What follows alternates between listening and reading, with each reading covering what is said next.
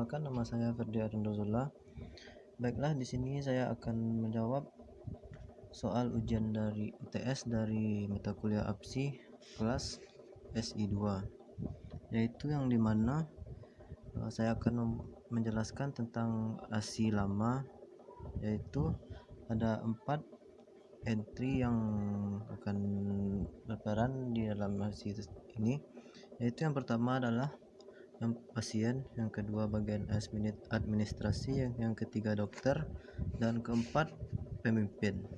Baiklah, dan mana proses yang terjadi dalam ASI lama ini, yaitu yang pertama adalah data pasien yang akan diberikan kepada bagian administrasi. Kemudian data pasien tersebut diproses dengan proses pencatatan data pasien, kemudian menghasilkan data pasien. Data pasien yang dihasilkan di bagian administrasi kemudian diserahkan kepada dokter. Lalu dokter memproses data pasien tersebut dengan melakukan pemeriksaan. Kemudian hasil pemeriksaan dari data pasien tersebut menghasilkan sebuah hasil pemeriksaan, yang dimana hasil pemeriksaan kemudian diberikan kepada bagian administrasi. Kemudian bagian administrasi akan menyalinnya ke dalam buku besar dan menghasilkan buku besar. Kemudian hasil pemeriksaan yang dicatat oleh dokter diproses lagi, yaitu dengan mencatat hasil pemeriksaan dan kemudian menghasilkan sebuah resep obat. Kemudian resep obat tersebut dibagikan kepada bagian administrasi. Lalu bagian administrasi memproses resep obat tersebut. Terdapat dua pilihan jika terdapat pilihan, yaitu jika harus dirawat inap maka diproses, jika harus dirawat inap maka akan menghasilkan surat rawat inap. Kemudian surat rawat inap yang dibuat oleh bagian administrasi diproses lagi, yaitu dengan mencatat semua kebutuhan pasien,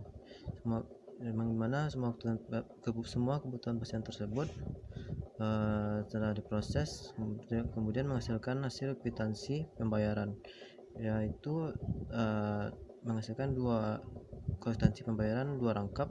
Yang rangkap pertama diberikan pada pasien, dan yang kwitansi pembayaran yang satu laginya diproses, yaitu menjadi sebuah laporan perincian biaya. Kemudian laporan perincian biaya tersebut menghasilkan laporan perincian, yang dimana hasil laporan perincian tersebut diberikan kepada pemimpin. Nah, kemudian selanjutnya yaitu ASI baru, yang dimana ada 4 bagian tadi. Nah, perbedaan dari ASI baru dan ASI lama ini yaitu data pasien diserahkan kepada bagian administrasi. Kemudian bagian administrasi akan memprosesnya dengan mengetikkan data pasien, yang dimana mengetikkan data pasien tersebut dengan cara komputerisasi, maka lambangnya akan diganti seperti persegi seperti ini. Dan kemudian data pasien yang dientrikan tersebut dia menghasilkan sebuah data pasien. Kemudian data pasien diberikan kepada dokter, lalu dokter memprosesnya, yaitu dengan cara melakukan pemeriksaan. Karena dengan melakukan pemeriksaan tersebut tidak memerlukan komputerisasi, maka lambangnya akan tetap menjadi seperti ini. Kemudian hasil pemeriksaan tersebut menghasilkan sebuah hasil pemeriksaan. Kemudian hasil pemeriksaan tersebut diberikan lagi kepada bagian administrasi. Bagian administrasi melakukan proses lagi, yaitu menyalinnya ke buku besar. Karena menyalir ke buku besar itu ini adalah sebuah komputerisasi, maka lambangnya akan menjadi persegi seperti ini lagi, dan kemudian menghasilkan buku besar. Kemudian hasil pemeriksaan tadi akan diproses kembali, yaitu mencatat hasil pemeriksaan, yaitu karena mencatat hasil pemeriksaan ini tidak memerlukan proses komputerisasi, maka lambangnya akan tetap menjadi seperti hasil lama sebelumnya. Kemudian menghasilkan sebuah resep obat, kemudian resep obat tersebut berikan kepada bagian administrasi, lalu bagian resep obat tersebut akan diproses. Jika harus dirawat inap, maka bagian administrasi akan membuat sebuah surat rawat inap.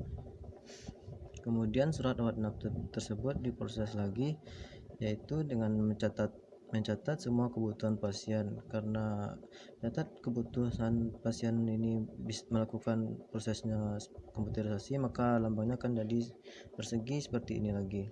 Kemudian dengan mencatat kebutuhan pasien tersebut, maka hasilnya menghasilkan sebuah akuntansi pembayaran.